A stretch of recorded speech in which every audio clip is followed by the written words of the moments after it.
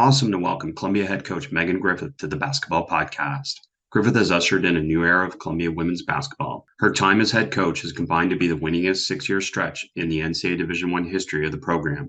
Over that time, the Lions have earned 7 power conference wins, including her first victories over opponents from the ACC and Big East. Columbia has also qualified for the Ivy League tournament in each of the last 2 seasons, playing the championship game in 2021-22 before accepting the program's first bid to the Women's National Invitational Tournament. The 2021-22 season was a landmark year as the team had its winningest season in program history, going 25-7 overall with a 12-2 Ivy League record. Megan, welcome to the podcast.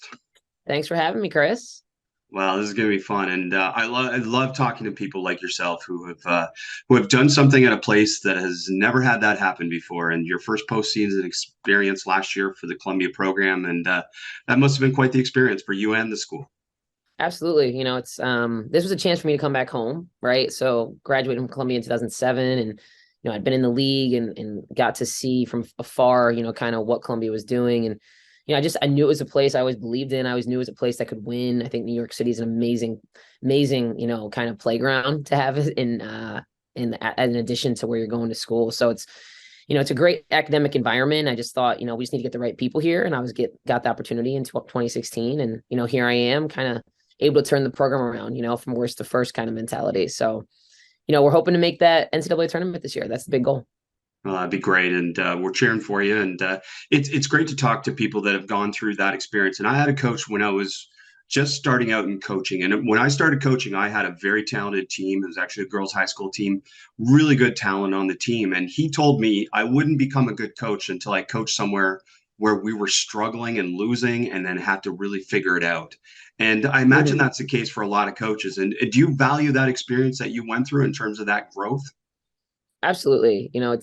You can't, I feel like you can win if you're good, right? You can just walk into a winning program, you can take over a winning program or just come in and be part of that team. But to understand struggle and adversity and what that feels like, what it looks like that's what you're really going to deal with in a tight game, right? Or when you get to the tournament, when you're trying to play for something. So it's to know where we were to now be where we are has only made it that much sweeter. And I think it's really, our senior class, that's why they're such great leaders, because they went through the change with us. So yeah, no, absolutely invaluable, for us to be where we are now.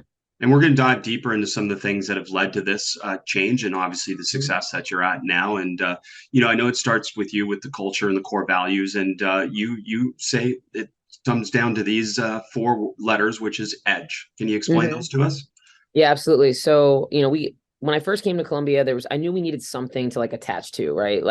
What can every alum, every person, and eventually every player that comes here, culturally be this is what Columbia basketball is. And so, we say the Columbia edge, I think it's multi-meaning. And, one thing is I always really believed you need to play with an edge. You need to play you're trying to go out there and prove something. And that really has resonated with me in my career as a player and a coach. So that was part of me being authentically who I am. Right. And then the other part is, the acronym itself of energy, discipline, grit, and excellence. We've over the years been able to really trim it down to not just what it means on the basketball court, but also, energy is being a great teammate, right? And so how many touches are you getting in practice? Are you picking your teammate up? Are you embracing with the teammate, having those real interactions? We chart that stuff, right? And then discipline, we say own your choices, right? Taking ownership, having that self-accountability. Are you the first in the gym? Your shoes tied when you walk onto the court, you got the right colors on. Everybody starts in the Columbia blue when we start practice. And then grit, we say too, a lot that's kind of that, those toughness plays, right? Growth mindset. That's the words that we like to use. You might not get it the first or second time, but having the perseverance to really grit it out and get there in the third time, stepping in and make that big play, take that charge. And then the last thing, excellence, we talk about being a player-led program, and that's the one we wrestled with the most, I think, because when you're not good, it's really hard to be well, who am I looking at? Or who's leading us to that? Take those big steps. And, that's truly where we are. I really believe our team has grown the most in that sphere of excellence. Now edge is synonymous with Columbia women's basketball. Every alum knows it. Our players joke about tattooing it on their, on their lips or on their arms or something, once they get to the Ivy championship. So, it's definitely something you need to have a hallmark of your program. Well, it's great. I'm glad you gave us some examples of how you bring it to life in practice. And I'm curious then, even more so from the player-led perspective, what are some things that bring that to life in terms of your practice or in terms of your program? Yeah, I'm really big on like how you talk to each other, not just like what you say, but that's also very important. So communication and one thing that's like in our program manual is like we talk about communicating to connect with each other, right? And that's not just verbal all the time. So how you talk to each other, what you say, like we have a glossary for how we talk to each other, right? Like in terms of basketball terminology and just like the things that make us who we are, but then also it's just like big body language is another thing we talk a lot about. And so in practice, our players, every time we say a drill, everybody's echoing their calls. We warm up, right? And our strength coach sometimes he puts us through their warm up, and our players are talking defensive schemes during that the whole time, right? Like, oh, hey, watch this on the weak side. We're bumping, we're flying, we're smashing this, we're doing. So using our glossary, they're kind of just warming up their voices. That's how we start every day in practice. And then in drills, I think if you ever come to a practice, you're more than welcome, Chris, but it's just it's constant chatter. That's the one thing anybody that visits our gym always says is I love how your kids communicate. So yeah, Well, that's it's a great. part of it. Mm-hmm. And it sounds like, again, like one of the struggles I think coaches have with communication is we all know it's important, is Yeah. actually giving your players a communication plan so that they understand what to say and how to say it. And that's what you've said you've covered in this glossary. Can you give us a little bit more perspective? Because I think when you think about having an edge, you're Mm-hmm. talking about being very competitive, and Yes, balancing being competitive with communicating properly is sometimes challenging, isn't it? absolutely. Yeah. I mean, I've read, gosh, I'm blanking on the book name. I'll find it. It'll come back to me, but there's like a communication scale in a book that I've read. I think it's The Winning Way, maybe what the book's called. I'll find it for you. Anyways, it breaks down from 0 to 5, like what a great communicator is. And it's like this communication scale. So I read it probably 3 or 4 years ago and kind of brought it to our program. And it talks about that exact thing that you're just saying. Like, how do you compete and stay competitive, right? I mean, and stay communicative. So basically 0 is like the generic, like, good job, like, and just kind of, clapping your hands. And then it goes all the way to like what a 5 is. And like, that's like the director on the court. You're using names, you're specific. You're not just saying like, nice cut, Abby. You're like actually telling Abby like what she did and like where she should get the ball and whatever.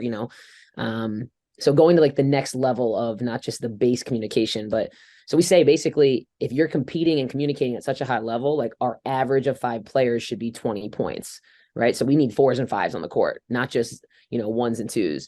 And I think those are like the hallmark signs or the signs of like a really great program is when you got people competing and communicating at such a high level. Well, even adding that quantifiable part to it is really important, isn't it? I know you're big into analytics, as most coaches Mhm. are nowadays, but Yeah. like Yeah. giving that number to coaches or to players and being able to be very specific with your feedback. Hey, today you were only a 2 or a Yep. 3 Yep. helps give them a real good perspective on what they're not doing or what they are doing well. Totally. Totally. Yeah. And that's the most important part of learning, right? Is like they need to know what they are not doing, right? Versus just, hey, be better, be specific, direct as much as possible.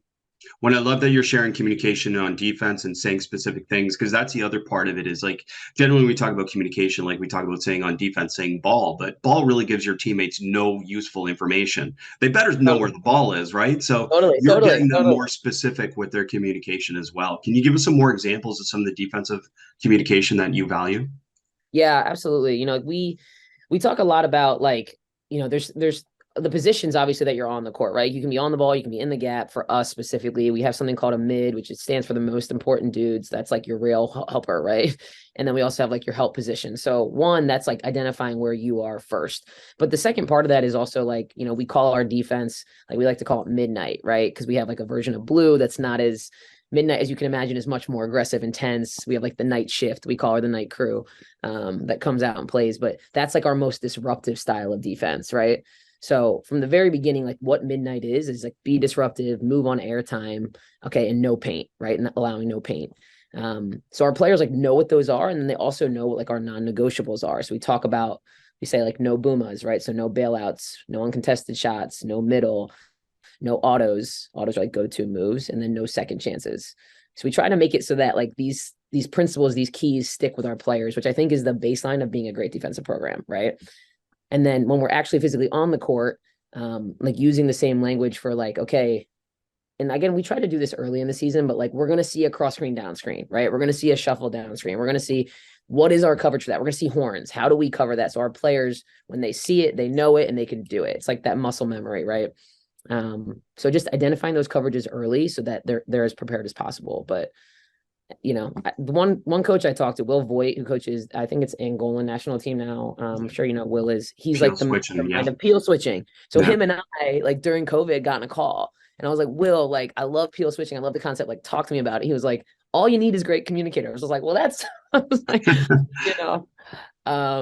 So anyways, he taught me so much about that, and we do that now because we are a really good communication team. So I would just say, you got to kind of peel back layers, but again, the more specific you are in defining it for them, they can execute it, I think, and be great communicators. That's great. And peel switching, I mean, one of the challenges with peel switching is knowing when to go and when to stay and those different things. So that makes sense to a certain extent. And you've used peel switching for a few years now, I assume, then, based on that? Yeah, we have. Yeah. So pretty much we tried to do it earlier, but like to Will's point, it doesn't work if you don't talk well. So like the better that our team, or the more that our team has grown in terms of cohesion, we've gotten so much better at it, right? Because it's trust, it's knowing when to go and then just going, right?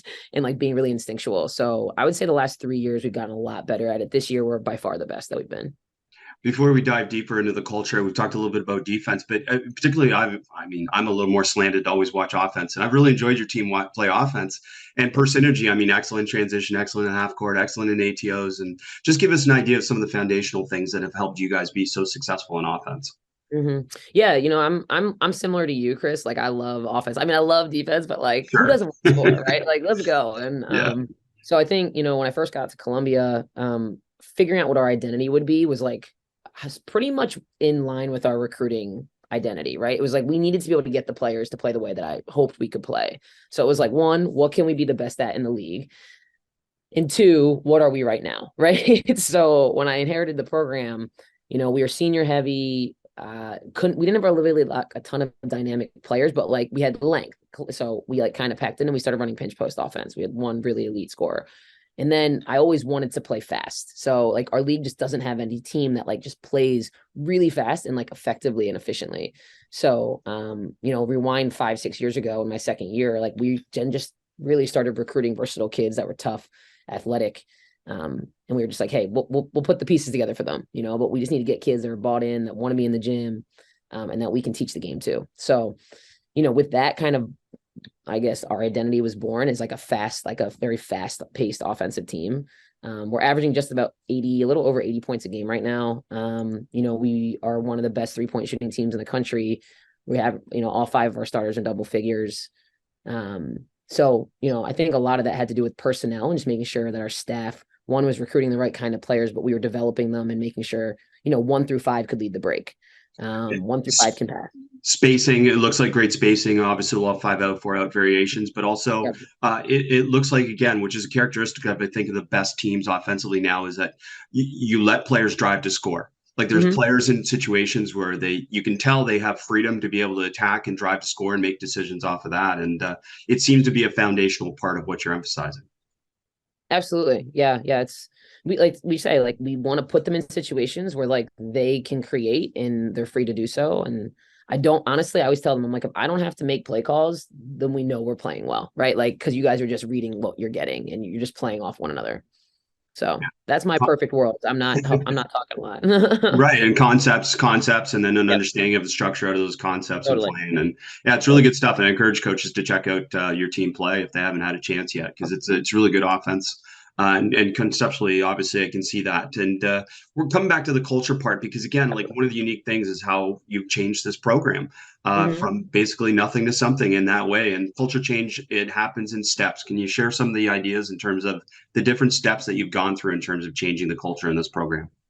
Yeah, I think like I like to say it's kind of like our 3-step process, right? Like the first step was just like buy-in, like bottom baseline, like, are you bought in or not? You want to come play here? Do you get what we're doing? Right. And that's always hard when you take over a program. There's 4 classes of players you didn't recruit, right? They didn't want to come play for you. So that very first step that took a while. I would say probably year 3 was when who was now mostly our seniors now, we're kind of like that year 3 recruiting class for me. they like were able to totally just come in and like be so bought into what we were doing, which really rubbed off on their older teammates, right? Because they wanted to win, and it was like, shoot, we want to win too, you know.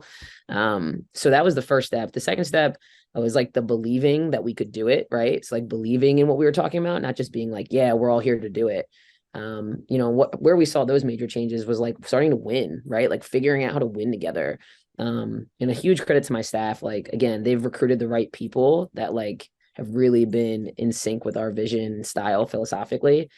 So then the last piece, you know, I think for culture to sustain itself, it needs to be bred within the program. And that's like not on the staff anymore, right? Like that's like now our players are talking the talk, walking the walk, and able to actually like pass that on to each other in a really meaningful, tangible way. And when you talk about that last piece in particular, we've talked about this a few times on the podcast. I love highlighting it. It doesn't mean you're just leaving the communication up to the players. Sometimes you're peppering it in. Sometimes you're orchestrating it individually for them to be able to spread. And then once you start to do that, they take more ownership and get empowered from that, don't they? Totally. We had a practice today. It was like perfect example. So like we just came off of a weekend. So we beat Princeton on Friday night, ended a 27 game losing streak that we had between programs, right? It was crazy. Like I coached at Princeton. So like, you know, I was part of all of that, the success that Courtney and her staff had. And so it meant not only a lot to me, but also like for Columbia and like what Columbia basketball is and who we are nationally now. And then like the next day we flip around and we drop a game that we shouldn't have. Right. And so I'm like, today was all about like, we had to take that step back again for our players to really understand this is like our team. And it's only about how we talk to each other, how we fix problems. You know, coach can draw up every play but on a back-to-back night when you're dog tired, you guys got to take care of that. Right. So, you know, today was a perfect example of exactly what you just talked about. Well, and a new role for a lot of them, which is handling success and expectations, right? Totally. Yeah. That's so true. It's like, we've never been the hunted. We've been hunting for so long, and now all of a sudden, you know, everybody's coming at us like, you know, we're the best, and which we are, and I'm so proud that we've gotten to this point. But you know, the way Penn celebrated beating us on Saturday, I was like, wow, I never thought I would see that, you know, almost. And it was a cool moment at the same time, as bad as it was. That's pretty cool too. Yeah. No, when it means so much to the other team, means you've got to some point with your program. That's tremendous. And no, I love talking about buy-in and belief, and you know, as you said, the breeding within. And the other part that you talk about, this championship mentality. And I want you to talk about this more because I'm fascinated by the phrasing here: above the line and below the line behaviors. Mm-hmm. Yeah. So we really clearly, like early on, help our players understand, like, you know, if you want to be average, you're going to do average things. If you want to be great, you're going to do above the line things. So like average is essentially the line, right? Below the line is anything that's just like below a championship standard. And so we really clearly define like, okay, like, you know, responding, especially in your responses, we talk about being, instead of outcome driven, being response driven, right? So event plus response equals the outcome. And I'm like, you guys don't realize the outcome is 50% determined by how you respond. Turnover, how do you respond to it? Missed layup, how do you respond to it? Not just the good stuff, right? Not just like the amazing assist or the charge that you took. Of course, there's going to be a positive response. That's why the outcome feels so good. So, especially when dealing with adversity, that's the one thing that we talk about: above the line, below the line. And, you know, you miss your third three in a row, right? Our best shooter in the country, one of the best shooters in the country is on our team, Abby. And I'm like, if you hang your head, what message is that sending? Not just to you internally, but to your teammates, who everybody's looking at you like you're the best thing since sliced bread, right? So helping them understand, no, it's saying shoulders back, yo, I got it. Hit me the next time, I'm going to get you, right? Or I'm going to get to the rim the next time. That those are like the above the line choices that we talk a lot about them. But it's really, I think what it comes down to is like, it's all in their response and helping them understand that. Talk to me about that conversation, because my 11-year-old daughter, is the best player on her team. Okay. And she gets frustrated at herself too when she isn't perfect or isn't successful. And the same message to her was exactly what you said, Abby. If you're frustrated, what message are you sending to your teammates who aren't as good as you or aren't as good a shooter to you? So talk to me about how you do coach that situation. Yeah, absolutely. You know, I think, you know, and this goes back to kind of like the first part of our culture with energy. Like we talk about like what, and again, we defined it as being a great teammate, right? So you're either taking or giving at any point, right? Like you're never just like existing. And if you are, you're really just draining, right? So it's like, we try to help them understand like those responses to things And the way that you can affect your teammates with your responses are just, that's what makes the team go, right? That's just what makes it, feeds into each other. And that's how you fill each other's cups back up. And that's how you give energy. And when you give energy, you usually get it back. And so instead of draining or going internal, right, and that's taking energy from people, now it's like, well, shoot, Kitty lost. Where's she at either? Because now you're not being a good team, and now you're not available for whatever feedback to build that she's trying to build you back up with. So it all is connected. And basketball's a team sport. That's the other part. It's like, it's not just you out there. You got to stay aware and present of what's happening around you, especially to respond because of how fluid the game is. Well, I love that phrasing. Like, you're not available and you drain energy. I love that. It just brings it home. So I'm probably going to adapt that to talk to my daughter now, but that's brilliant. Great stuff. I love the other part, ownership of action, self-awareness, core value, comprehension. But the part that I love that you shared with me was this concept of they handle me. And I don't think coaches talk about that enough, about how to handle me as a coach. So talk to us about that piece. Yeah. I think early on in my coaching career, I mean, we've all made like a million mistakes, right? And I'm a young head coach. Like, I got this job just after I was 30, essentially, right? And I remember so many people told me, like, don't hire people, your friends, like, do this, do that, and anyways, coming full circle from that, I made a lot of mistakes early, but the one thing that I always said I would do is be myself, right? And like, be authentically who I am, because I know no other way. And I know I believe in myself that much. So with that came me being who I am all the time with them, and like finding that life work integration versus calling it like a balance. I don't think it's a balance, because this job is my lifestyle, right? It's like, we all know how it is. It's like, we work all the time, and we love it. We're crazy. So just putting that out there for them to share parts of me, and in the recruiting messages too. Like, I think early I was afraid to do this, but like, tell them, like, I'm a very intense person. Like, you need to know that. And I'm going to be like up your butt someday. I'm going to be, talking to you and I'm going to curse from time to time. Like, I'm going to, and lay that out there for people to be like, but I'm going to love you really, really hard. Right. I'm like a work hard, play hard, love hard person. And I do everything to like the extreme. I'm also a terrible loser. So, I sound try like to a coach. Yeah, I sound like a coach. Exactly. But the more we hide that part of us, it's like, we can't reach our kids, because we're asking them to be who they are to us, right? So I think they've come to embrace the things about me, the good, the bad, the ugly. And again, because I think they know I love them, right? So you being vulnerable and being the best version of yourself and sharing that with them actually helps you, but it also helps your players ultimately. Totally. Yeah. And that's why I think I have such great relationships with them. Like, it's not like they're all going to be like, oh, I loved Coach G all 4 years. Like, we've had some ups and downs, but it's been real.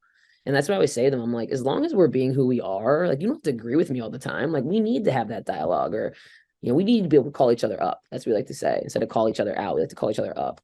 And so I think it's really benefited us and allowed us to grow, pretty quickly too.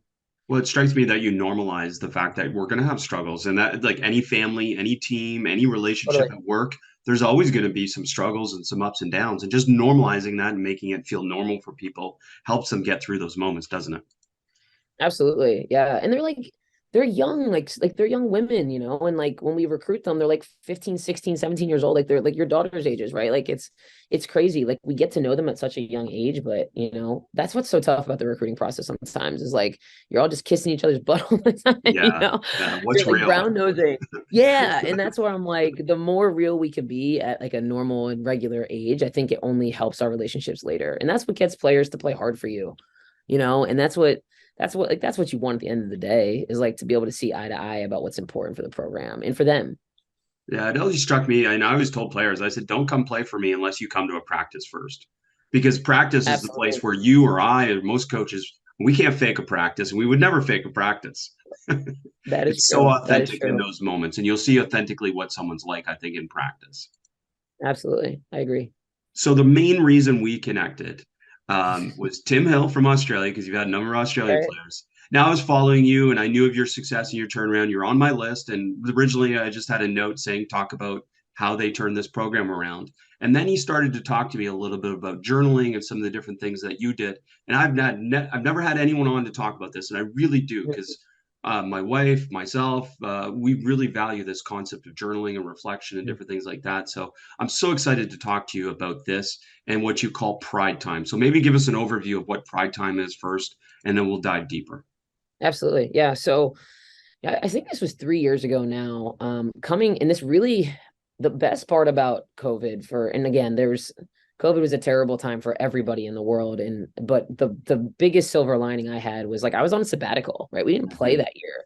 So I was like literally just like soaking up everything I could do, reading books, like podcasts and stuff I would like to do anyways. But it was just I didn't have the film watching time. We weren't in person. I wasn't even with our players.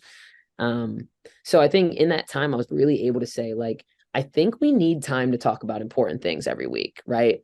And not just in a way that's like right before practice or no, like let's sit down for at least 30 minutes a week and journal or do some other things, right? Like reflection ideas, maybe a meditation session, whatever the team needs at that point. In a group of lions, female lions is called a pride, right? So we were like, we play off of that a lot in recruiting and just with how we talk to our team and our staff came together and we're like, it's pride time, Meg. Let's call it pride time. So we decided during our staff retreat one year that we would kind of carve out this time, even if it took 30 minutes away from practice, right? Because that's what we did during COVID when we were Zooming and, we connected. We found a way to connect. It had nothing to do with basketball. And so that's really how it was born, honestly, at Pride Time. That's great stuff. And diving a little bit deeper, let's talk about journaling. And, first of all, maybe share what's the importance of journaling? Because there's a lot of research and evidence-based ideas around how journaling helps us as humans, let alone as basketball players.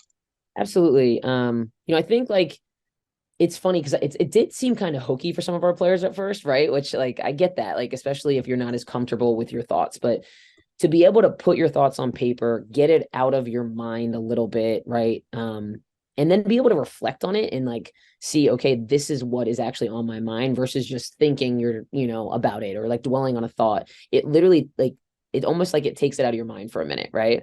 So it allows you to move past it and learn from it, which for us were our biggest goals with it. And like I knew only maybe a couple players had done journaling in their lives, right? These are stuff like we just asked them, and have you ever tried this before? So it was really like some of them didn't like it at first, and now it's been normalized, and I think they really appreciate that it's not just journaling when it's bad or when it's good. It's all of it, right? It's being authentic in that moment. Yeah, so I think those are some of the biggest benefits we've had. It also allows you to gather your thoughts right before you talk, because that's part of what Pride Time is sometimes we don't share, but whenever somebody feels moved to share, like by all means, that's what we want. We want these conversations to happen. So yeah, it's been extremely valuable, and I think all of them now have come to love it in their own ways. So bringing awareness to themselves and obviously to their teammates when you do Totally. share. And then the other part I know about journaling is it actually helps people understand a little bit of the symptoms that maybe triggers or some type of continuous pattern, especially if they reflect back and they look back through it. So maybe first of all, do they share their journals with you or are they private?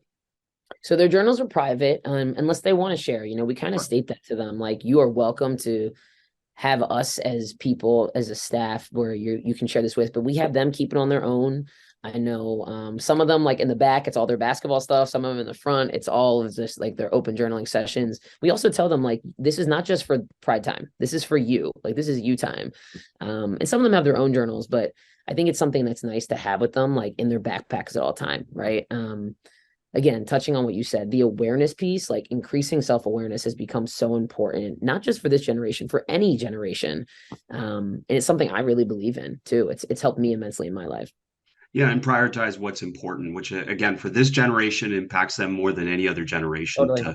to understand all the noise and what actually is valuable. So when do they journal? Yeah. Yeah. So we on Fridays, since we've been on break, it's kind of been a little bit, we're picking it more Sure. around like game times and all that stuff. But we typically on a normal week, if we're not playing, it's like the end of the week, like a Friday at 9:30 a.m. So we'll do it sort of before they start their day. And then we kind of like roll into like weights, practice, all that stuff. But recently we've been doing it like at night, it kind of, we get on a road trip, we get to where we're going and we do it the night before the game. But again, we try to just mix it up to what we think is important for them and ask them, hey, when do you guys want to do pride time this week? Now it's a thing. Now they know we're doing it, right? And I found that anytime you can get their permission or it's their idea, they're just so much more bought in. So we try to leave it up to them. And with the journaling, do you use prompts sometimes to be able to prompt them about what to write about? Absolutely. Yeah. Yeah. And again, it's sort of like timeliness about like what's happening in the season, what's happening in their lives, what's happening in the year. Sometimes we'll do it or like we'll prompt them in, like we've done one of my favorite journaling sessions we ever done was like an empathy journal session. So basically they have like buddies on the team, right? It's usually like an upperclassman, underclassman combo or something like that. And they basically had to like journal about what it was like to be that person and like what they experienced in the last, week or 48 hours. And for some of them, it was like impossible. They were like, I don't even know. Like, I have no idea what to write, and which was the cool part. That's what you want to happen.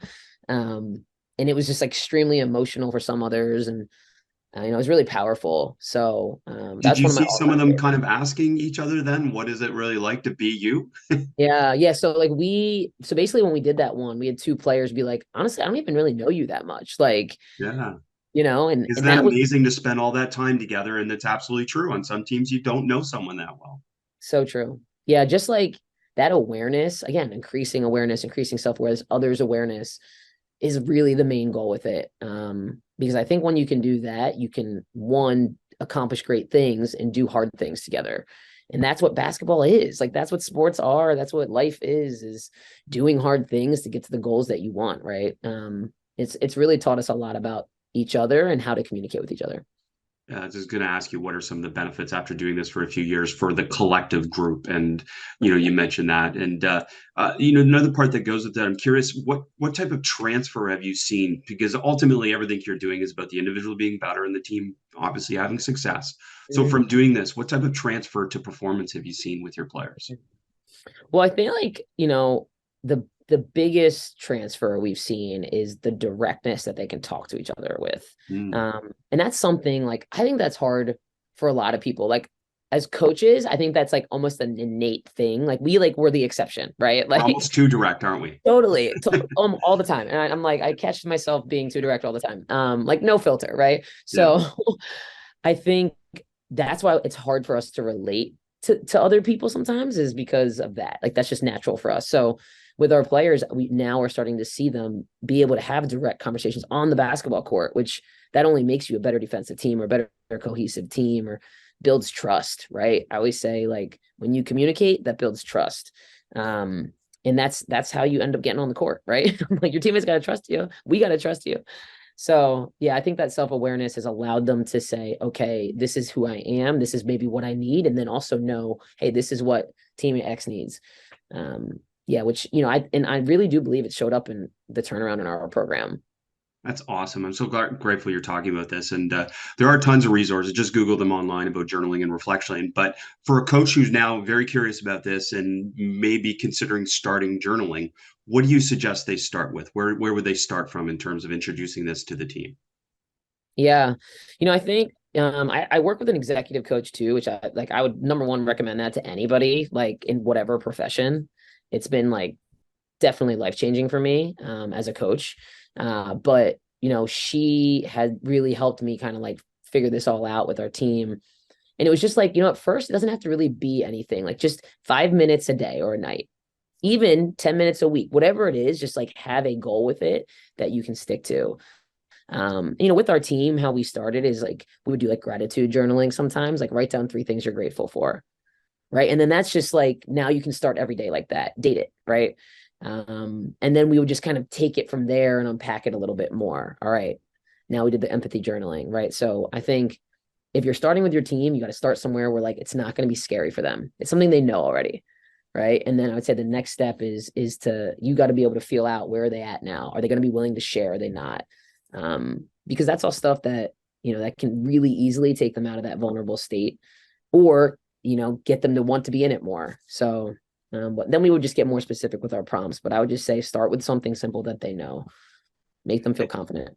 And one of the challenges with all this, and you've referred to this a few times, is they get emotional. And that is both a strength and a weakness because sometimes they Mhm. can get too emotional about things, Yeah. especially if you're doing it on a game day or something. And I was an assistant with a coach that did the coolest thing in some ways, but you did it at the wrong time just before a game. Hmm. And players got way Totally. too emotional and lost their balance in terms of play. So that's an Totally. important part of this too, isn't it? Is understanding when to pepper it in and when not.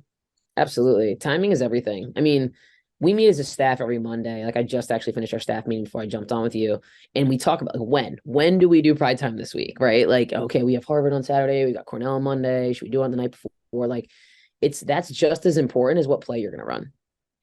End of game, right? We're all worried about, we all love the X's and O's. Yeah. This stuff is what tees you up so that they can be successful in that play.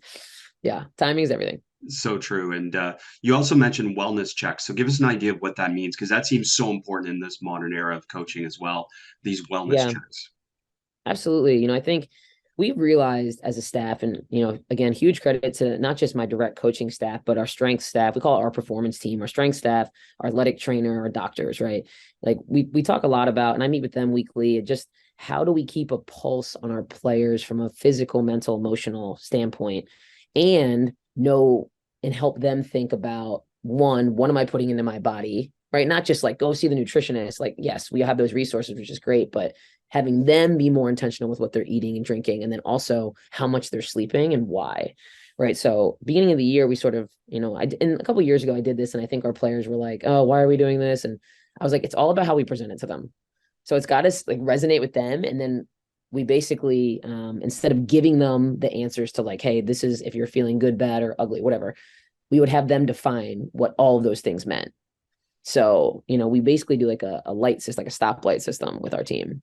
So it's like green is kind of like fresh, ready to go, for a physical state. Yellow is like soreness, fatigue, and then they kind of have to like list what's going on. And then we have like a red and a black, right? Black's like can't function. Red is like having pain, probably need to see the doctor. So instead of them having to come and tell us, which again, being confident with your words is always a challenge for young people, they can now fill this out every morning and give us sort of like the weather report before we see them. So that everybody does it every day before they walk into the gym. It's about an hour before they come here. And as a staff, we all have access to it. We can check it and, and they'll tell us, hey, I want to talk about it or I don't. But it just gives us a pulse. It allows us to have a pulse for like where they are at in all three of those states. So it's been invaluable to our team, I think. Well, I love it. I love it that you simplified it, because I've used those 10-point scales and the rate of Oh yeah, exertions and different things like that. And it's almost, again, it's too much. And I love the colors. It just simplifies things for them in totally. terms of that. Yeah. And anytime we can simplify communication, we know that leads to effectiveness. And that's great. The other thing, I mean, you talked about players connecting with handshakes and different things like that being important. And this struck me. I mean, I've been to my daughter's soccer practice now with this new coach a few times as a 9-year-old, and they don't do any type of greeting to start. They don't do any type of connection to start. And it just struck me as like so awkward. So Yeah. talk to They're us like, about that, because I oh, know that's important for you, is greetings and handshakes and this connection. yeah. Yeah. Yeah. I just think there needs to be something that like it puts you in sync with each other. Right. And so like I have a handshake with every single player on our team. And all of our staff does like that. I was like, we are doing this. You have to buy into it. Like everybody's doing it. We all give each other fives before the start practice. And we do our handshake when we see each other. I'm like, how you greet each other the first time you see somebody is like, it's like your first impression. It means a lot. And it's a great moment to be a great teammate. So we do that. And then also we do like pre-practice connectors. So every day there's like a theme. So like today is Monday, it's Minute Monday. So put a minute on the clock and you just got to like pick somebody quickly. And then you have like a minute to just like connect with that person. Right. Tuesday's Tough Tuesday. So like sometimes like people, it's like open share, like something tough that or hardship, but also tough, like, that's tough. Like you had a great and one, or like whatever it is, they like to talk about. It's tough. Jason Tatum dropped 70 last night, and then, Wisdom Wednesday, Thankful Thursday. So we have kind of these connectors that we do every day, which I think really tees you up for like a great day. I love it. And you mentioned buddy system, the teams within the team concept. And there's two other areas that you talked about, accountability groups and grannies versus babies. Let's start with accountability groups first. Yeah. So we our accountability groups basically at the beginning of every year, I got this idea. I definitely borrowed this from another coach who I really respect. Like just having like not just buddies, but like bigger teams within the team that have nothing to do with basketball. So each coach on my staff and our director of operations, they get put with a certain group. So it has nothing to do with like what positional like group they are or whatever. There's no affiliation. It's like super random. And then we basically have like a running score throughout the year of like behavioral things, community service, civic engagement, academic progress. And then like we do like dean's list and, just kind of any other way that impact our greater community. And so it's stuff that we score. So like all throughout the year. So there's just like running total. And then they do like certain things and activities, like each group plans a community service project. And the whole team has come together and like we have like a season campaign to support Black women this year. So like super involved in the Harlem community, and each of them sort of does something around that and then brings the whole team into it. I've just found that it has nothing to do with like playing or competing, which is you have to make sure you make time for that stuff. And then two, it just allows them to form connections with people that they might not, right? Yeah, it only And helps it's them. not reporting to me, Yeah, well, it only like helps them later in life. Those different things that totally. you're challenging them to do. Yeah. In some cases, getting outside their comfort zone. And Yeah. again, grannies versus babies. I can't wait to hear this this phrasing. this is a good one. Yeah. So we last year actually, because of COVID, we had 5 players take a gap year. So which is great. It's a great sign. It means people want to stay at Columbia and play for us, which we love. But it also like merged this huge class together. So our current senior class is 7, which is like unheard of, right? But we also then got a transfer in. So it was like 6 and now it became 7. So we had this like direct split last year of like 7 juniors, 1 senior, and then we had 7 underclassmen, right? So we kind of did like, we were like, all right, so it's like the old and the new. And then all of a sudden the players just like, so when we would go to compete, shooting competition, all right, freshmen and sophomores down here, juniors down here. So then they took it, our team, and they were like, we're the babies. And like, they're doing the rocking and like they're taking the bottle. And then and they're like, all right, we're grannies. So they have like their cane and they're, joking around. And then it just became such a thing because roll into this year, we have all 7 of those seniors. And now the other 7 are all underclassmen, right? Plus our juniors. So it's just been anytime we need like juice in the gym, we go babies, grannies, and they're like psychos. That's great. Increase the So competition. You don't have to yeah, so yell, it's just put them against each other. Yeah. literally like, and it's just like, and it injects this energy into the gym that's unreal. And I'm like, I wish you guys like went at other people like this, but they just take a lot of pride in it. And I think it was so organically born that we just kind of ran with it. And I think every year it might change. We just happen to have the same team, right? So it's like even more solidified. Well, you talked about organic, but credit to you and the staff and everyone too for allowing space for those things to evolve, right? It doesn't all have to be coach directed and coach led, as you referred to already. These player led things become so important. And it really, I mean, removal of your ego to embrace those things and say it's your own. And that creates such power, doesn't it, within your team? Yeah, absolutely. I think it's like the best teams coach fed, player led. Like we've all heard that one way or another, right? And I truly believe that is like if the players are the ones that have a voice and their voice is heard and we're celebrating that and again creating the space for that, you can accomplish great things together. So it's so important. I love it. And I mean, you do so many cool things within your program. It sounds like it's fun to play, regardless of just the basketball part, because again, you're creating this interconnectedness and just diving deeper into some of those things. What's a season campaign?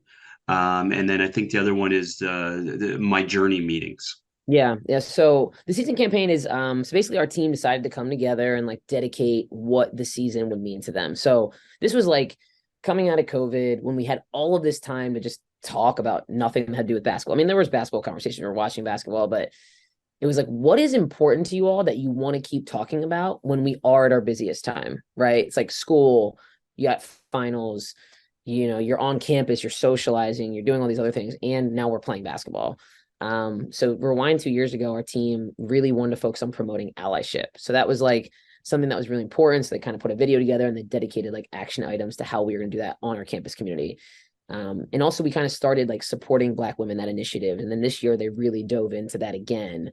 And so supporting Black women is our season campaign. And again, this came from the players. Like, this is not something like I encouraged them to do this, but it was like, what are you passionate about? So, they do youth clinics with a certain organization on a regular basis. We do all of our pregame and postgame meals from like Black women's owned businesses in the local community.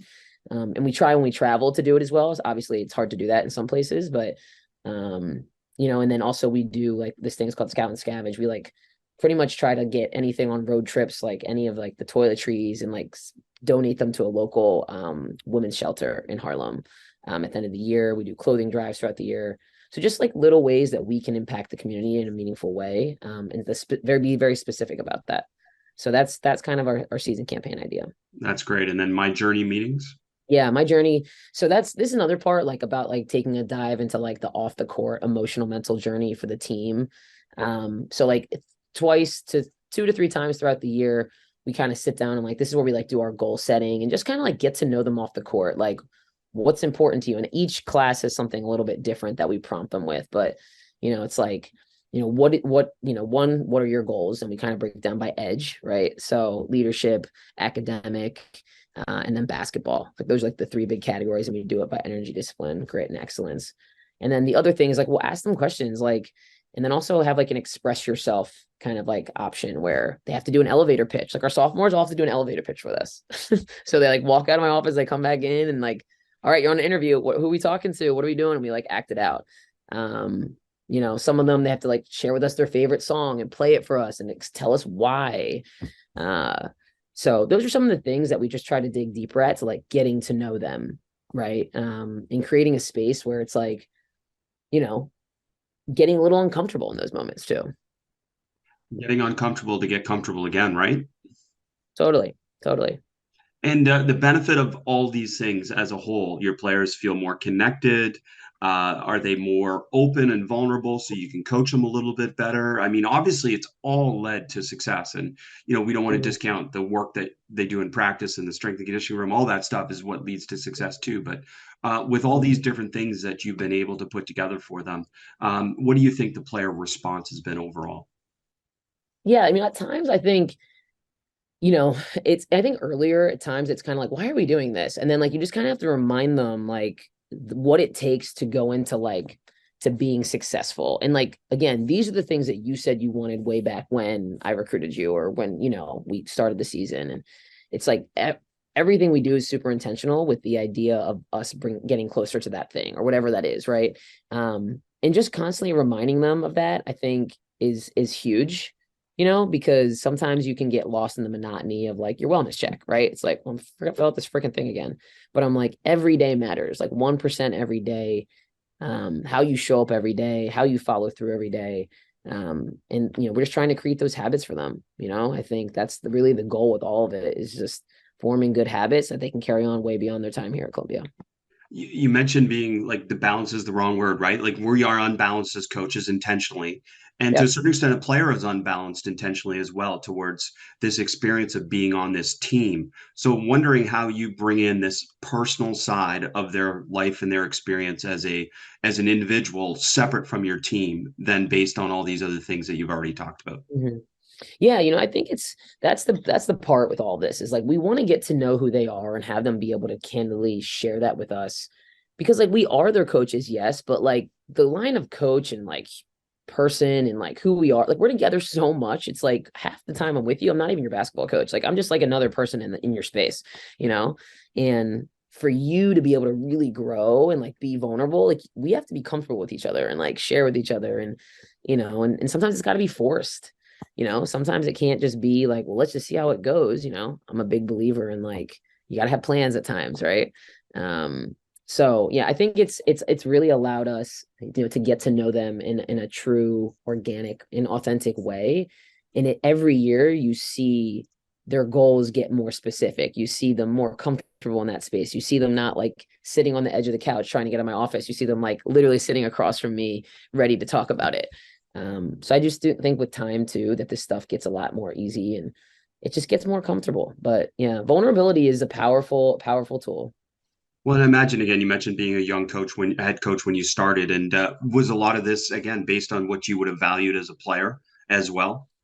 Yeah, definitely. And I think, it's funny, like I say this often and not in a negative way. Like I struggle to relate sometimes with this younger generation because like I think I was really wired differently. Like I was, like as most coaches are, like we're a little crazy, right? You want to be great, you gotta be a little crazy. And, I think I don't think I was just in touch with my vulnerability, which I had like a lot of head coaches. I had like 4 head coaches, Chris, when I was here. It was crazy. Mm. A lot of turnover. So like I was never close with anybody, on my staff. Like I just never had that experience until I was a pro. And I like really craved that. And so like when I got the chance, I was like, my players are gonna like they're gonna know I'm gonna be a stable, consistent voice and person for them.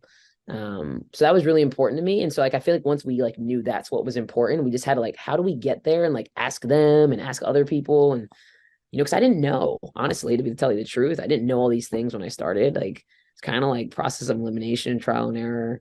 Ask them. I'm gonna screw up, but let's roll with it. So Well, that's great. And it speaks to your development. And obviously, as a young coach and now a veteran coach, we'll call you. yeah. And again, like for you, like you were an assistant at Princeton, but beyond that, you didn't have multiple experiences as an assistant coach. So I imagine you go back to your playing experiences a little bit. The benefit of having 4 different coaches and the benefit of playing in multiple places in your pro career overseas is that you did get exposed to different types of coaches and probably helped you in the long run rather than mirror one style. You had multiple styles to choose from. Is Totally. that partly true? Yeah, no, absolutely. I'm like as challenging as my college career was at times, it made me it totally prepared me for what I'm doing right now. I had no idea it was doing that, right? But it absolutely stretched me in ways I did not probably want to be stretched. It made me learn 4 different philosophies plus more when you think about the professional side. Like I was just so much more adaptable as a player at the time. Like I could go into a system and be like, all right, boom, I got you. Like here we go. Whereas I don't know if I would have been able to do that, if it was just one system, one coach, one voice the whole time. So, and that's why it's like so important for our staff to have a voice because I'm like, if they just hear me the whole time, it's like they'll start drowning me out. you know? So yeah, Always. definitely a pro. It was a pro. Coach, I mean, so many practical ideas here, and thank you for giving us real access to your program. I think behind the scenes, and I've already talked, and we talked about the beginning. I mean, the success on the court speaks to the strengths that you've highlighted here, but you've also mentioned always bring it back to your why. So share with us a little bit more about the why and how you've been able to build this program into an Ivy League power. Yeah, no, I think I like your purpose, right? I think like when you do something with passion and I talk a lot about like finding your passion with our players, like on the court, yes, but also like in life. And like that's why you come to Columbia University, right? And really like going after with everything you have. And for me, like, my biggest why is like affecting positive change and influence in others. And that's why I coach, right? Like that's what coaches do, I feel like. And so for our team, it's like they have to know why we're doing this together. And also we need to be able to say, hey, let's like, again, what are we doing here? Why do we, and for them, it's always like, we play for each other. We love each other. We want to, and so we just have to remind them of that at times. And I think that's like the only way that you can accomplish great things. Like if people don't know where they're going, there's no way you're going to get there. Right. Like, so it's like, you can only bring people along in that journey with you if they know why they're doing it.